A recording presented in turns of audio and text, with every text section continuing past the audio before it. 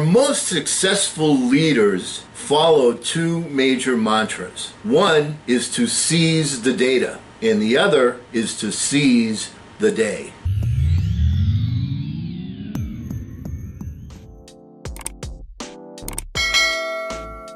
Hello again, everyone. I'm Eli's dad with Project Eli, where we educate, lead, and inspire. And I'm speaking today about leaders. Not managers, not people that have a system that their job is to take the system and make it work as efficiently as possible. I'm talking today about leaders whose job it is to make sure that the results that are generated are not necessarily the most efficient, but the most effective results. That's what good leaders do. They look at numbers. They trust their gut. They've had experience. They see where trends are happening. And what they do is they take all of those different factors and they make a game plan to follow. They sell this game plan to their constituents or to their team so that the team has a grasp of it, and so that the people on the team want to follow that particular lead because it makes sense to them and they can see that they're going to profit by pursuing that particular line of action.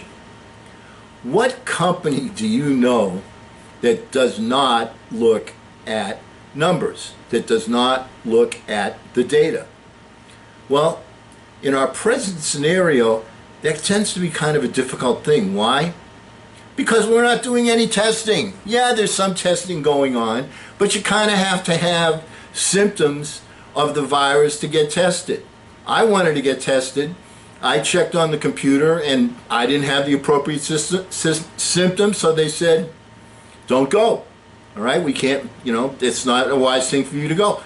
But people should be able to go the same way as people take a blood test to see if they have, diabetes or something like that. You don't wait until you have all the symptoms, and that's especially true with the challenges that we face today, because the asymptomatic people are, for the most part, the most dangerous because they don't even know that they have it, and if they have a devil may care attitude, boom, they're out there spreading it like nobody's business. Does that make sense? So in a country where we have unbelievable technological skills, why isn't testing something that's being done so that we can see where things come from? We need to ramp up testing so that the experts can render educated opinions and recommend the most productive ways to move forward. But we're not getting that. Testing is overrated. So says the chief officer in the United States. Testing is overrated. The reason we have more cases is because there's more testing. I'm not seeing the logic in that. If we see where there are outbreaks happening because we have the testing, then we're in a position to do something. But you know what? We don't have a national policy, do we? We have some suggestions, and even these suggestions are given with a wink and a nod that say, here's our guidelines, but you go ahead and do whatever the heck you please. All right? You got my permission. Here's the wink and there's the nod. Go ahead and do it. That is the quote-unquote policy of our administration today. Please, it does not make any sense. And now that we're starting to see spikes in places where, it's down in New York, down in New Jersey, thank goodness, but we're seeing Arizona, the Carolinas, Texas, we're seeing spikes in these places.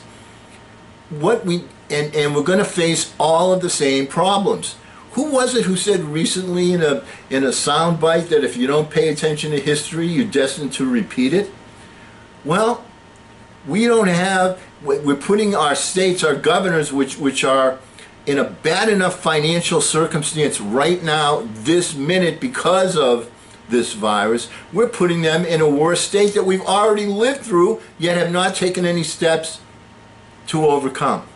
What I'm referring to, of course, is buying the necessary items that are going to be needed in the event of a second large spike nationwide to be bought by a central agency so that we don't have competition between the governor of Arizona and the governor of Massachusetts and the governor of Texas because they want to get those things for their people.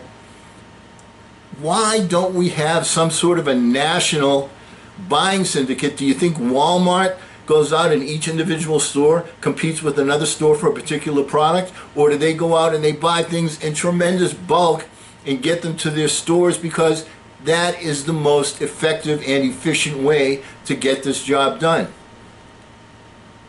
The business of the United States is business, so said Calvin Coolidge. We need to protect, we need to work with, we need to help our 50 individual states and territories. Why aren't we doing it? What businesses do you know that don't review the data? And if you're going to say, you know what, reviewing the data is something that, you know, it's not really all that necessary, well, guess what? The same entity that's telling us that testing is overrated keeps a very, very sharp eye on the poll numbers for the next presidential election. So much so that he demanded that one of the networks say that their numbers are false numbers because of this, and this. All right? He's not looking at the data. He's not looking at the results. But when this happens and it doesn't work in his favor, boom. I have to go. Please, you can't have it both ways. And I understand that it's terribly important that you get reelected, but the job that you were elected to do can't be ignored in favor of the fact that you're seeking reelection. There's a priority here and you're missing it. Not only that, but by missing it, what's going to happen is people are going to say, this guy's just interested in getting reelected. He's not interested in helping us. He's not listening to the protesters that are out there. He's not in touch with the feelings of the country. He's not in touch with the medical situation in this country. He's not reporting to us what's going on with his experts. He's not listening to his experts. He's taking his agenda and saying, this is what it's going to take for me to get reelected. So let's have a rally with 20,000 people in a petri dish, and it doesn't matter if they get sick or not as long as they sign the waiver, and I'm not going to be held personally responsible for that. This doesn't make sense to me. So let's start leading somewhat like a business. Let's examine the data. Let's seize the data, and then let's seize the day.